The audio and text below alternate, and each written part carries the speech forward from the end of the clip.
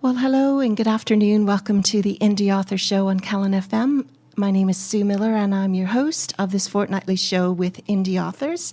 And it's the middle of August now. We're actually recorded this show, so I'm actually sunning myself somewhere in Canada. I'm not quite sure where I am at the moment. But in a studio with me today is one of my friends and probably, I'm trying to think if you were the first or the second book that I edited. So Nicky Abel-Francis, welcome. It was a long time. It was quite a while ago, wasn't it? It was a few years back. Yeah, definitely. I just can't believe that we're in August as it is. So your book is called Rekindling Connections, and it's what we call a chicklet book. Yes, a romance with a little bit of spice in it to help the reading material. I love how you describe it as it's more like 10 shades of grey, not 50. No. You won't be too shocked. Well, Zara has a very interesting life. She's the main character in this book, and I loved the story. I really, really did. I'm not sort of full-on Mills and Boon type of reader, and that's not what this is. It's got It's got some just some romance and some bit of bit of adventure. Adventure, that was the word, and some sport as well. Because you've got some background in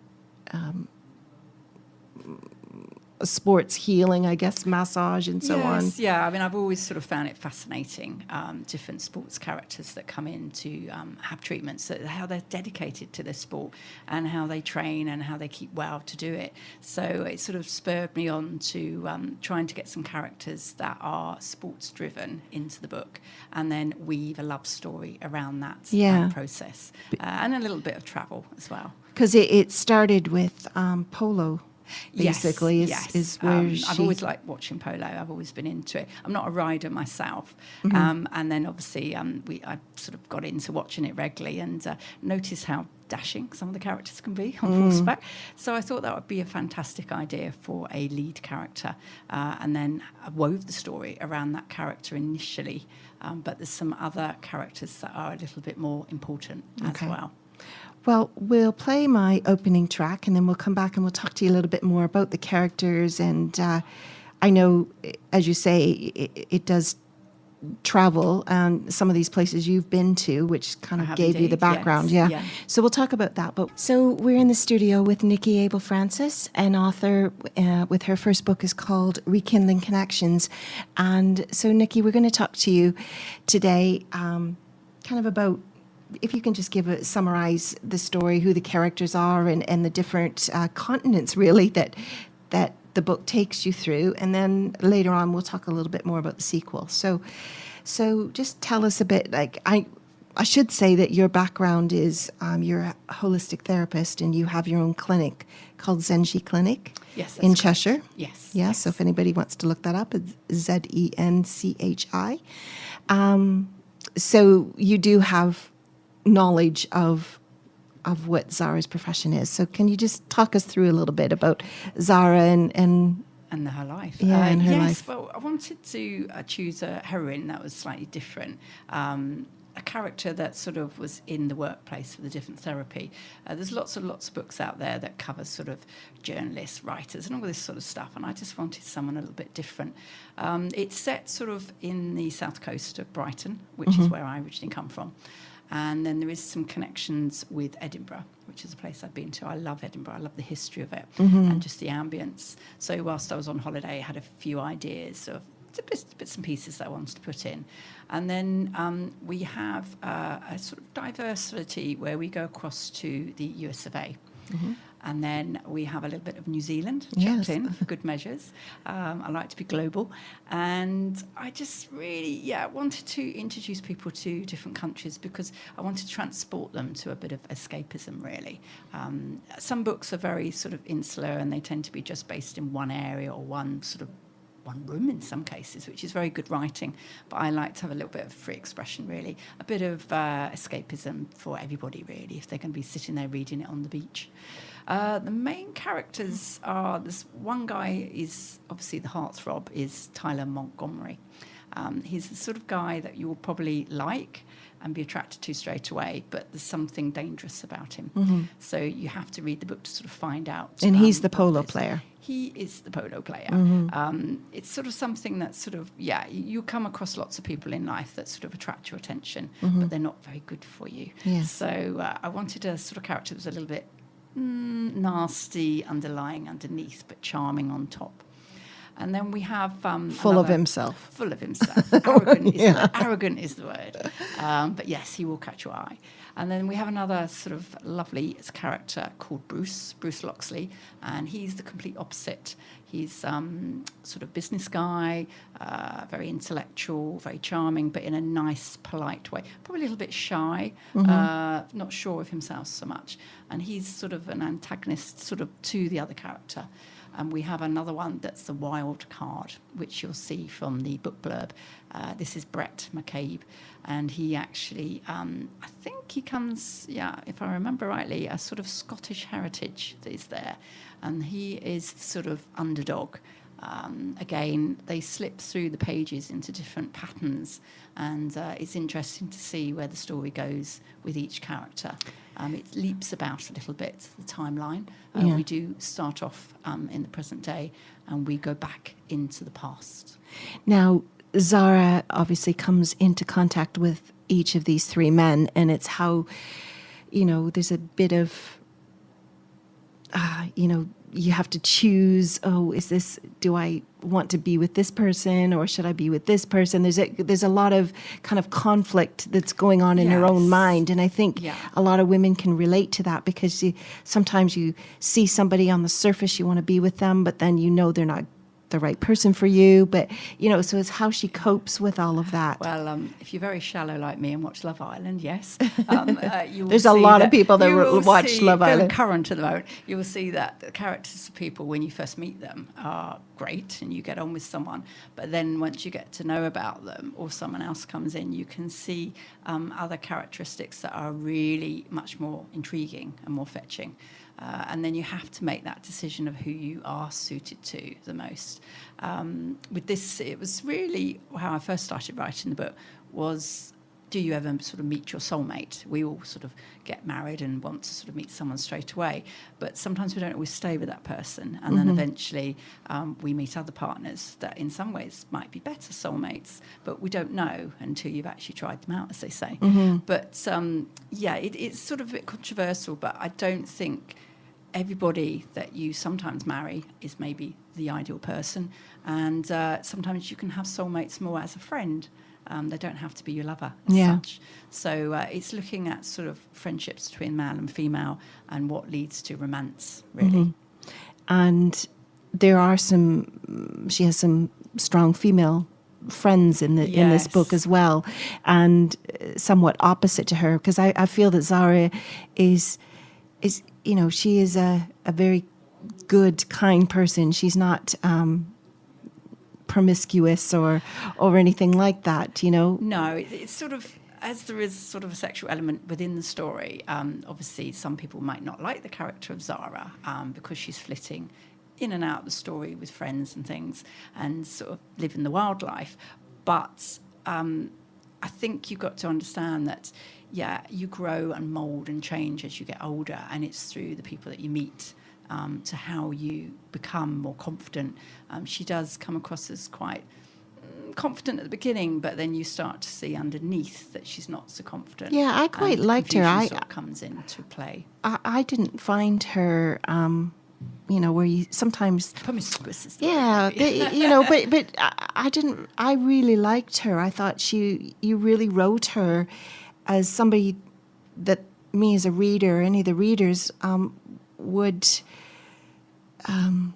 just kind of, what's the word I'm trying to think of? Just relate to her, relate to what she was feeling. And whereas there's other female characters in the book where you think, that's I can see her. She's my crazy friend who would go out and do anything. Yeah. And I thought Zara is more sensible. But also confused a bit and just not quite sure what she wants, very good at her job. So from that point of view, I think you have written something that's... Hopefully people will sort of like it, and Yeah. because everybody is meant to like the heroine and then the hero in a book, but sometimes if someone doesn't like a book, they sort of are averse to it, and that's the hard part of making your character likable. But you can't sort of please everybody, I suppose, No. and it depends how people read the book and how they view it. But I really liked it. I didn't choose Zara, the name, specifically because of the fact that there's polo and horses and that, because of Princess Zara. Oh, yeah, true. There wasn't any connection with that, which a lot of people said, oh, you have to change her name. But I said, well, the book's written now, and that's her character, and that's how I visualise her. Yeah. It took me a long time to visualise what she looked like. Did it? Strangely Yeah. enough, till I started writing the words, and then I described her in a particular scene, and I went, "Oh, right, okay." Oh, so that's what And she looks like. Yeah, and it wasn't something I pre-thought out. I don't sit there and work characters out beforehand, where some people like to plot and really get to the nitty-gritty. I just like to write freestyle and see what comes up, which is probably why I take a long time to write, because I do it as an enjoyment factor rather than sort of I have to do this and then it becomes a massive chore. It's a great cover as well. I love the cover, and I think it's I was pleased with that. yeah, Yes. it's just for people who haven't seen it, you can go on Amazon and find it called Rekindling Connections. But it's just the picture of a woman who obviously is Zara with, she looks somewhat glamorous, but also, Well, you have to read the book to find out why she becomes glamorous. yeah. The subtitle is A Bittersweet Journey of Lust, Love and Choices. And I think, that sums it up very, very well, because there is a lot of choices in there that Zara has to make. Mm-hmm. But we'll come back and just talk to you about kind of how your writing journey started. And I want to talk about how the book ends, because it does somewhat leave quite a few questions, which means you need to have a book too. We do, and there is a book too in the opening. We're in the middle of August already. Can't believe that. We've had a wonderful summer, though. We've had lots of sunshine, haven't we?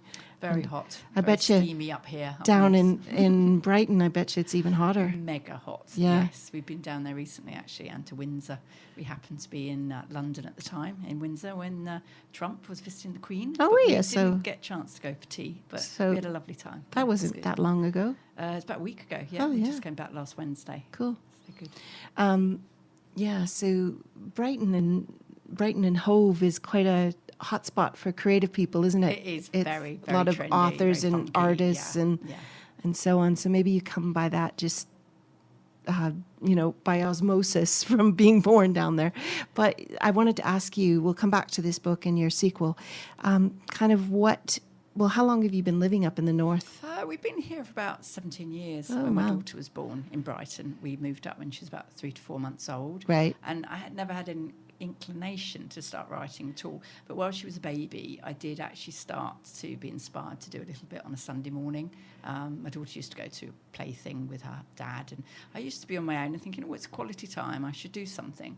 And I actually did start writing on a Sunday morning on an old-fashioned computer, Oh, one of did those you? big Yeah, old yeah. static things. The sitting big on desktop yeah, things, yeah. it was just something I did as a hobby, really. Mm-hmm. And then I got quite excited and started trawling things and picking up sort of information as I went from day to day, and started jotting down quotes and things like that, and then it just rolled from there. But it wasn't something I intended to do, it just happened. And years ago, as I say, I had been to a clairvoyant, some people were into that or not, and they said, why don't you write a book? And it did sort of put a little seed of yeah. information into my brain, and I must have remembered it.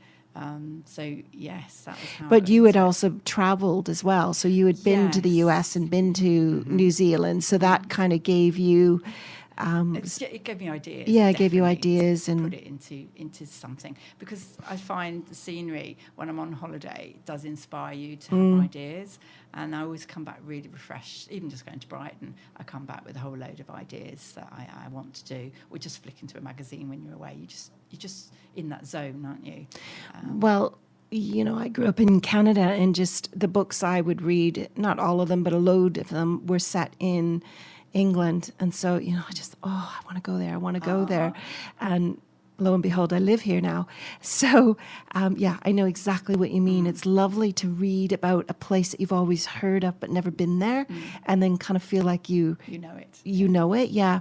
And I've actually been to New Zealand. I lived in New Zealand for a year. So reading your book and reading the New Zealand parts was, that brought it home to me as well. So yeah, there's loads of bits about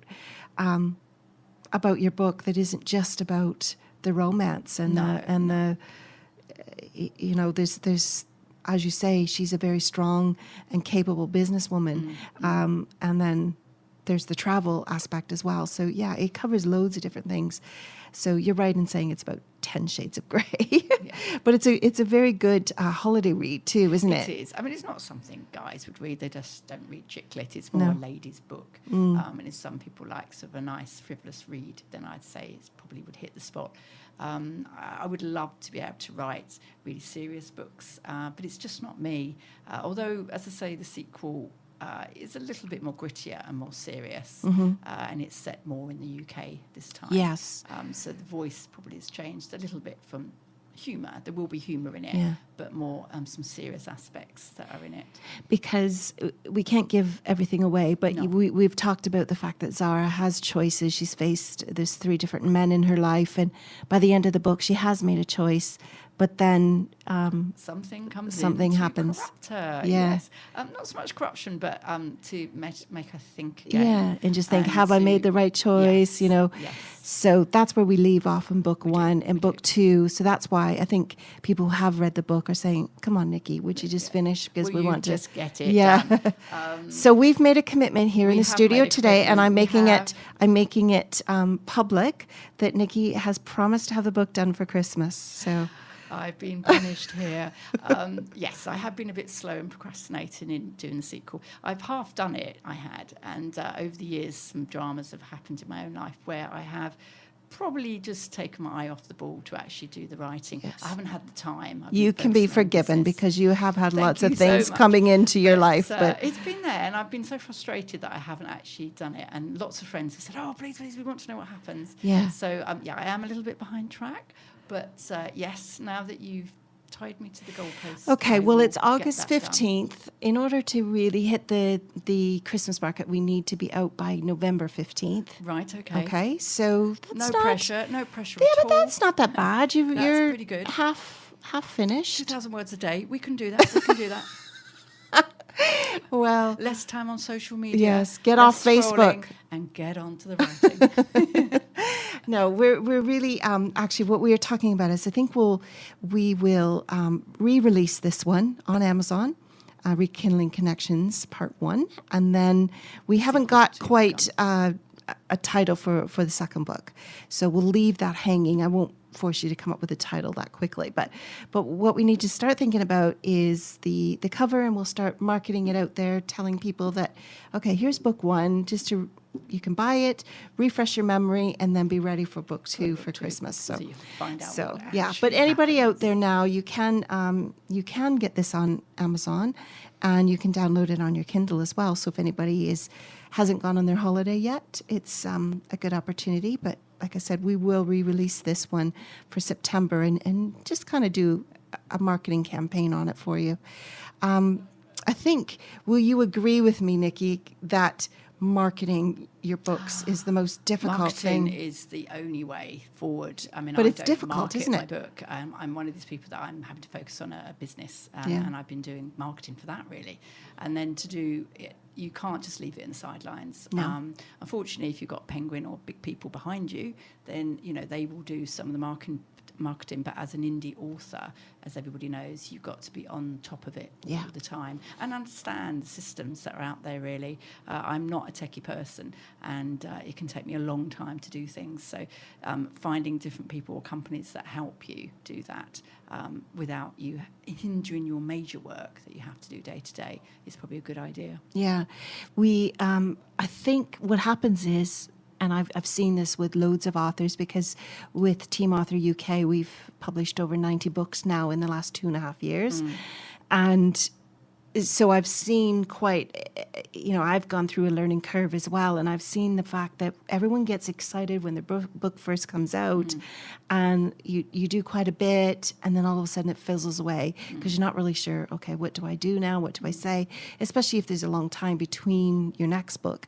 That makes it harder because you feel like, well, I'm still talking about the same book that I was talking about 2 years ago. So there is something where there is a system now that I think that we've got in place. And I think sometimes for our children's authors, it makes it a bit easier because they're going into schools. They're always got new people that they're talking to about their book. Yeah. But when you're writing a novel, it does take a little bit more concerted effort.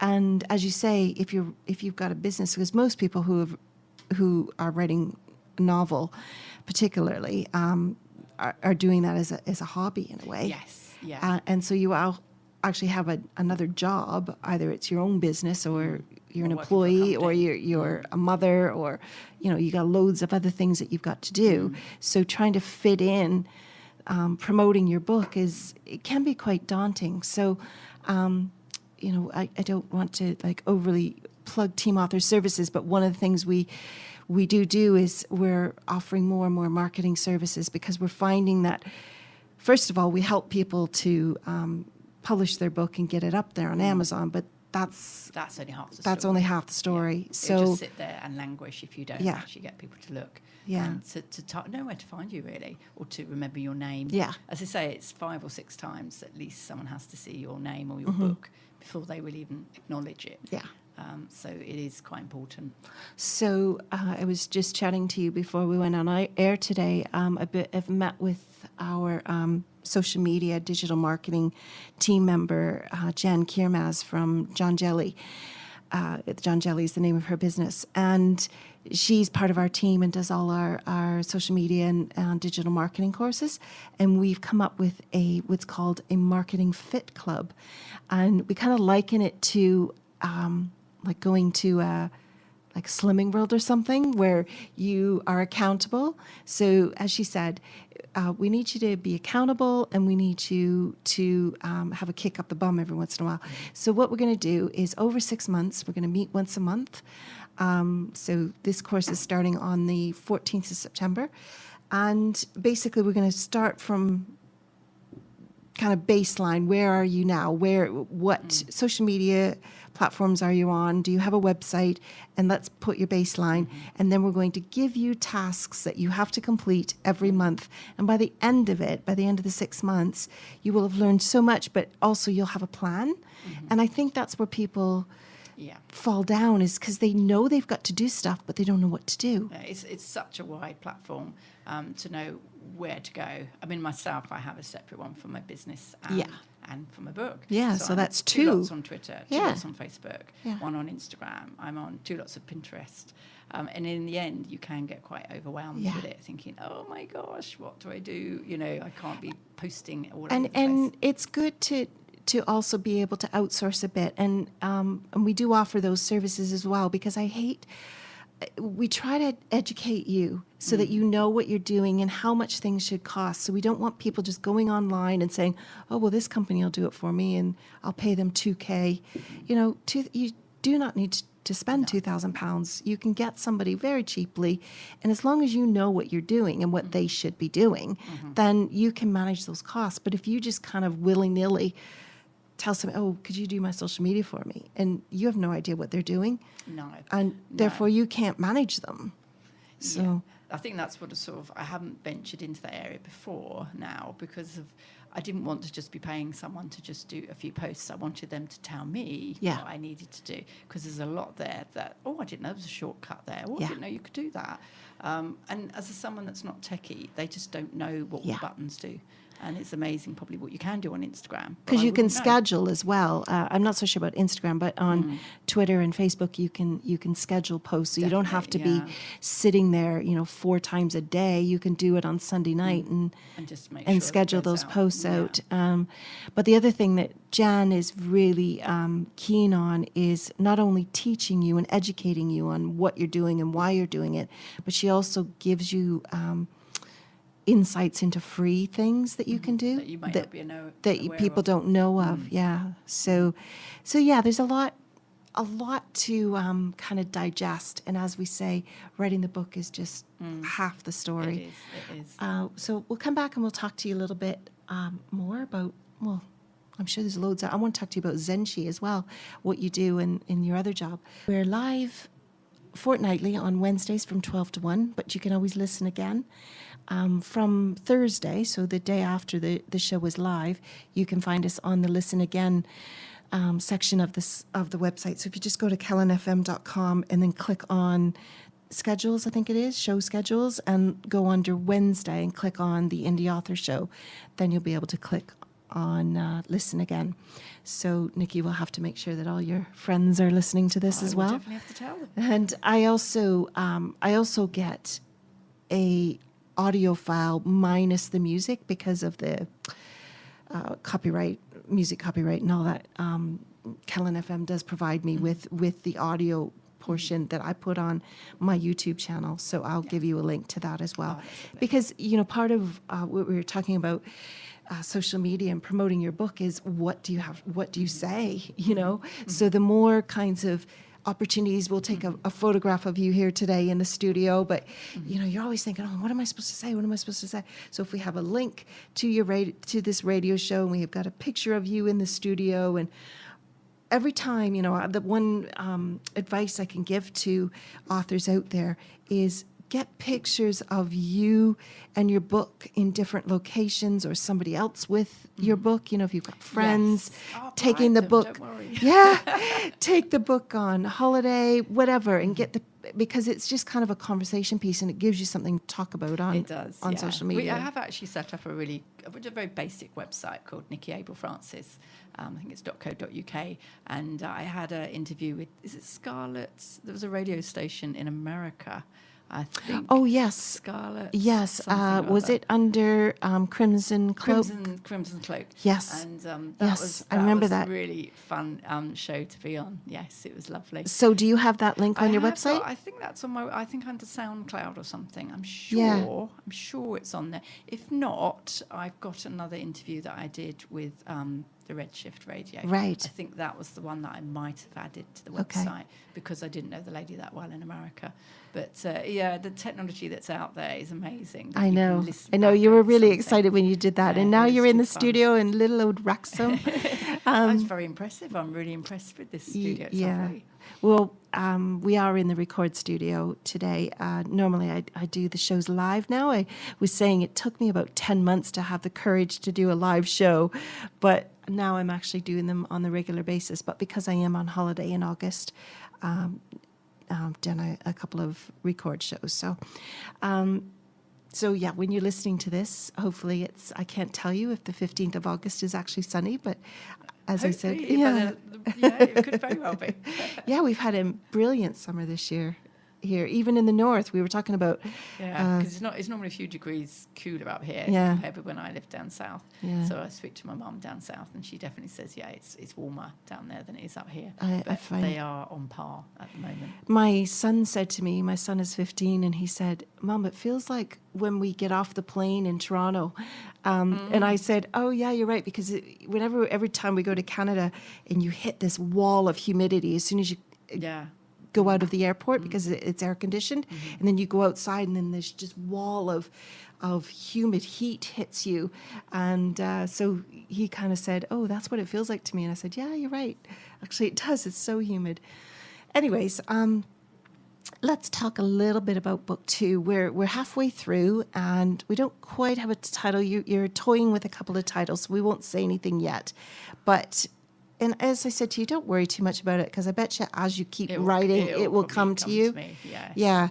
But I can't wait to read it. I really, really, seriously, Nicky, I love this book, and I'm looking forward to it. I was thinking I've known you for a long, long time. It was really bizarre because I went to, Sue France is a woman who holds different networking events around Cheshire, mostly luncheon events, and every year she does a literary luncheon, and in Knutsford, and I went to the very first one, and lo and behold, when I walked in, you were there. I was there. I was like, I know you. I was like, what are you doing here? Well, I've written a book. And I went, what do you mean you've written a book?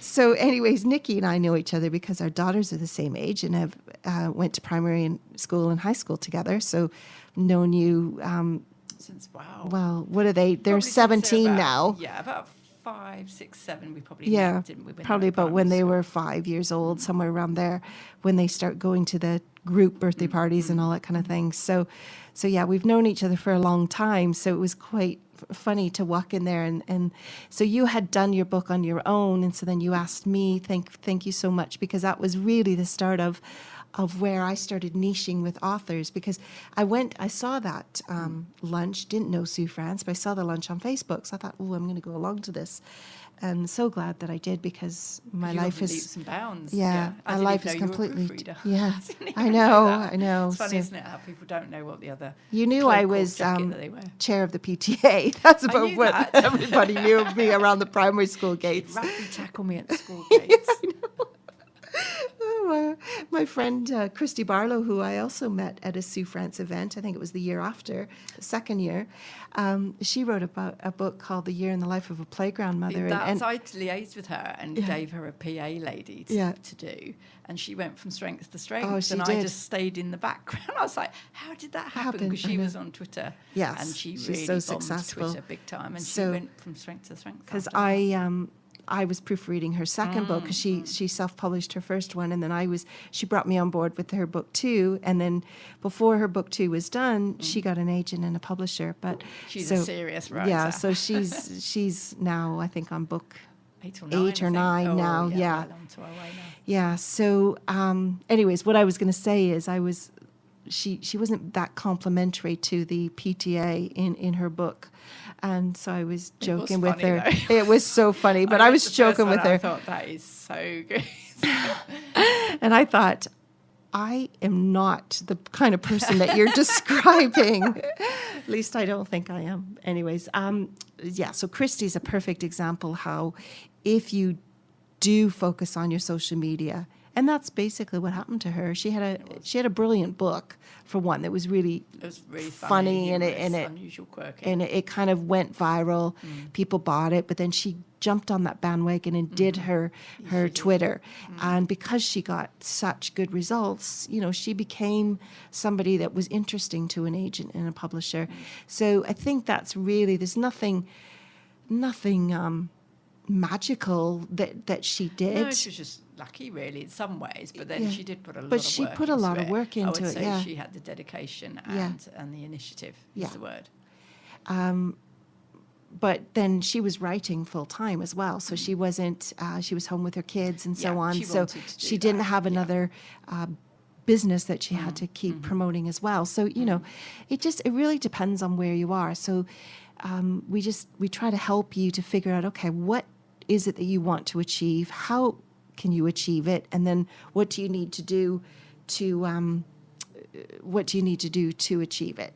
So three kind of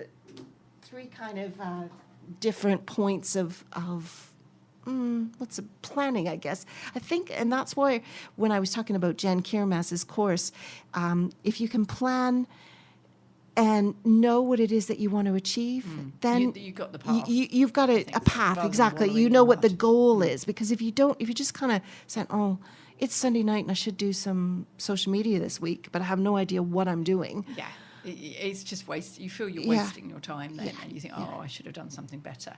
You do need to have a proper format. Yeah, good. So we agree on that. I think we're going to see more from you now, Nicky. You've hopefully things have settled down for you, and you're getting in a space where you're wanting to pick up the pen more now, aren't you? And so, yeah. Sorry, I've go just ahead. remembered the writing weekend I'm going to. It's called Jericho Writers. Oh, okay. And just see things come to your mind Right, straight Jericho, away, yeah. which is at York University. Yeah, York It's University a in- weekend of writing. In the Yeah. first weekend of September, you're Yes. going to that, yeah. So, and that hopefully will give you some encouragement and just some ideas and just kind of, I think sometimes as a writer, it's a very lonely business. So it's good to get into a community and do things, whether you're going on a course or whether you're just coming to a group, a local meetup, just stay with people that are like-minded, because then you just keep that thinking, oh, I'm not the only one. So that would be my top tip. So tell us a little bit about Zenchi. I want to just throw that in and give us some. Zenchi is a business that I set up about 6-7 years ago. I've always been in the house industry. I was in beauty therapy years ago. I had a business down south. And then obviously when my daughter was born, I'd gone into just remedial massage. But I also do Thai, shiatsu, baby massage, pregnancy massage. So I do get a lot of ladies that are pregnant before and after having the baby, where massage really helps them. So I love the way that really they should bring it on the NHS, really, because it would sort of stop the amount of drugs and painkillers that we have to take as well. I know that's never going to happen, but we try to set up a one-stop shop, a bit like Team Author, for body therapies and health. So we have psychology, counselling, acupuncturists. We are looking for an acupuncturist. So if there's anyone out there that wants to message Sue, she can put you in touch with me. But we have a wide range of therapies under one roof, and we treat all age groups, from babies right up to elderly. And that's what my primary sort of business was and has been for this number of years. So I enjoy it. I really love helping people and enjoy giving them that space to relax and let go. And where is your clinic? It's on the A51 between Dudden and Tarpley. Okay. So if you know Tarvin, it goes Dudden, Clotton, which is where we are, and then Tarpley. Right. We're in like a converted barn building on the ground floor for disabled access as well. And we So you have day. different therapists, that and they just book in and they book in direct with the therapist. They ring me first if they haven't got the number of the therapist direct to their own advertising medium. They ring the clinic. They'll come to me, and then I'll put them in touch with the therapist that they want. Okay. Or answer any questions. So what therapies do you yourself do? I specifically do all the body work. So I tend to be the person that comes to me if they've got remedial issues from sitting at a desk all day, sports injuries, so on, and that.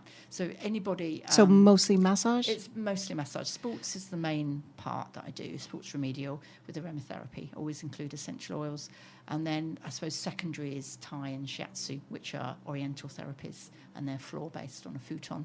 And then I suppose if you want to add sort of segments, it would be pregnancy massage, Indian head, and then baby massage that I teach. Oh, so it's really, what rewarding. you teach? Baby? I teach mums to do baby massage. Oh, cool. So it's a one sort of a workshop for an hour and a half. Yeah. And we teach them everything they need to know, and they do it on their child. They can have 2 or 3 mums at the same time. Yeah. But it tends to be one-to-one with the dads. As So well. do you do that at the clinic? I do it at the clinic, but I sometimes come to the houses to do it because it's more relaxing because the baby's in their own environment. Right. Sometimes if they come to a strange place, they might kick off a little bit. Yeah. And you don't really want them to do that when you're trying to learn. Yeah, true. But they have to be about 8 weeks at least old before you can do that. Okay. And preferably before they start crawling.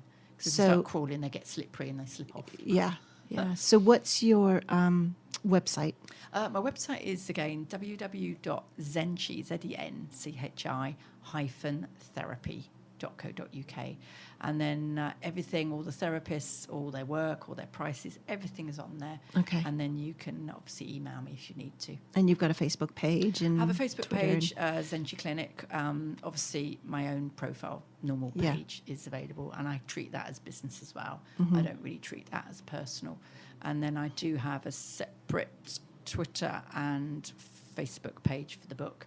I think I'm under Nicky Abel-Francis author. Yeah. It's a The bit problem is because Twitter limits the number of characters that you can use. So if you want the word author in there, and if you've got a long name, you kind of have to play with that a bit. It's difficult. But some of my kids, 2 of my kids anyways, have been the recipients of your massage, and it's just I have to, enjoyed them. oh my gosh, hopefully. De-stressed. I love, Ready to do the next bit of work. yeah, I love your massages, and my kids do as well, and my daughter Kate wants to come back again, and I get gift vouchers. That's one of the things I get for Christmas is I always get a voucher from you. But yeah, my son plays rugby, so I think, and he's in the under-16s this year. And as they get bigger, they get more problems.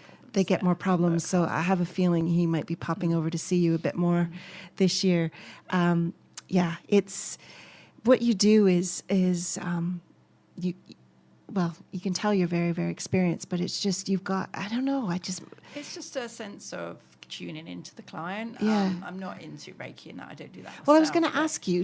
Are you don't do interested in Reiki? I've had Reiki. But are you interested in learning that or not really? No, because I had Reiki and I had a bit of a weird experience. Because, Did you? Because my friend is very spiritual and very into it, and she was doing it, and she was actually working on my feet. And you don't normally touch the body when you do Reiki. No. But she was actually holding my feet at the time with both hands. But I was aware of a very strong hand presence on my stomach, which was comforting. It was soothing, nothing weird or strange. But it did freak me out a little bit because I love paranormal and clairvoyance and all sort of interesting books like that and subjects. But I don't actually like to be in it. Yeah. So you knew that she was touching your feet, so it couldn't. Aware that she was touching me. So it couldn't have been her hand. No, it was her spiritual guide, as they call it. And some people say, "Oh, load of rubbish," but when you've experienced it, it's like, "Oh, maybe there's a little bit more that we don't know about." Yeah. Because she said, "Well, that's my spiritual guide that helps me," and I said, "Well, it's very nice of them to pop in, but could they just have a cup of tea and watch from the side, next time? I don't mind, but just hands off for the moment." It was a bit freaky, and I haven't had Reiki since. I really freaked me out, and that was years ago. Well, I've had Reiki, and I've not had that. And don't get me wrong, it's beautiful and it works really well, and it is to do with the electricity and the aura and that. I always fall asleep when I have Reiki, so I don't know. I tend to fidget. I like actual hands-on touch, because I feel I mustn't move in the treatment. Have you had access bars? I haven't had that. No, I don't really understand that. I think that's why I haven't had it. Have you met Denise Oliver? Denise used to work at my clinic. Right. Her nutrition work at one time. And I have seen her and seen her promoting it, but I don't understand it. Yeah. Well, but like sort of other treatments, is it Traeger? There's certain treatments that I find fascinating, but I don't know how it works. Yeah. And I can't. Well, sometimes we don't always need to know how things work if they do work. But Denise does a show here called Diva Empowerment, and it's live on Thursdays at Kellen FM. So if anybody wants to tune into Denise Oliver's show, but and find out more about what Access Consciousness is, just look up Diva Empowerment. But yeah, there are quite a few things popping up right now. But massage, you know what you're doing. There's muscles, there's tissue, and there's things on your body, and you just go in and you manipulate those. So there's no sort of woo-woo about that. No. I mean, I try not to cause pain. We're trying to unwind the body. Well, that's good. Sometimes with shiatsu, it's slightly different. You work on acupressure points, and you do work feeling the energy and the chi, as we call it, through the meridian lines. So that's a slightly different technique. You're fully clothed with that, and you need clothing. You need that barrier so you're not feeling the sticky skin. Right. You don't use oil and that. And that's how I started to learn. I don't think I've done that. No, you haven't tried that one. And that what's that good for? All sorts of things. I mean, it's a bit like a Chinese diagnosis, like acupuncture. You learn a lot about your body, about how your body is relating to problems, stress. So it could be emotional problems. We will find out what meridian line is actually out, which could be an organ like liver, which could be liver frustration that's occurring, or digestive problems, or just lack of exercise, and that will affect the meridian out the whole body. And so you can tell symptoms. that? You pick up with signs and symptoms, what you tell me, what your body shows me, what your tongue looks like, colour of your skin hue, smell of your breath, smell of your sweat, all sorts of things. Give indicators of an element, as we call it, if it's weak, because there's earth, fire, water, metal. At the moment, we're in the fire element. We're in the summer. So that's all your hearts and heart meridians, and that will be quite heated.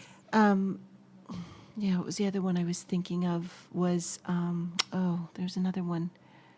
It's lost me now because it was the Reiki. I know what it was, kinesiology. Okay, I did train in kinesiology when I did my aromatherapy course, and that's amazing as well. I don't do it because it takes quite a while. That's one that I don't understand how that one works. Even I don't understand it.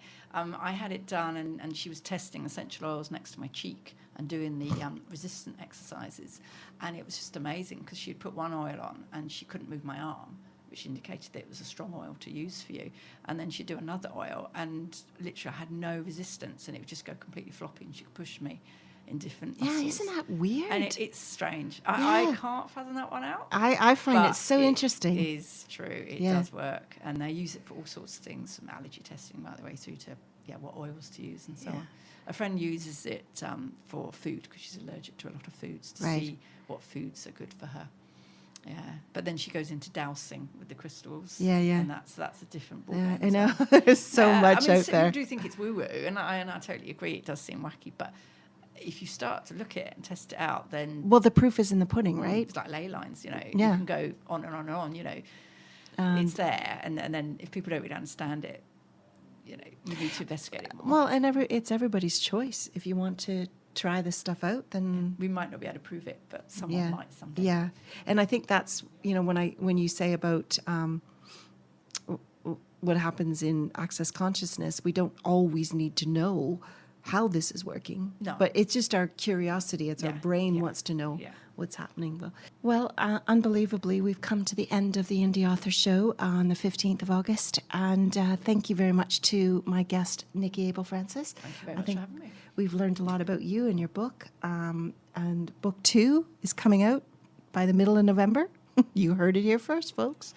And other people that know you will be listening to this show, so they'll be able to hold you accountable. I know. Yes. I'm really dreading this, but yes. Okay. I'm going straight back to the computer now. Yes, you can do this, Nicky. You can do it. I mean, you've already got the characters, really. So it's not like you're creating new we are characters. halfway through It's the book. yeah. It's just tweaking the Yeah. edges. I always dip in and out. That's the trouble with me. It's what I like to do.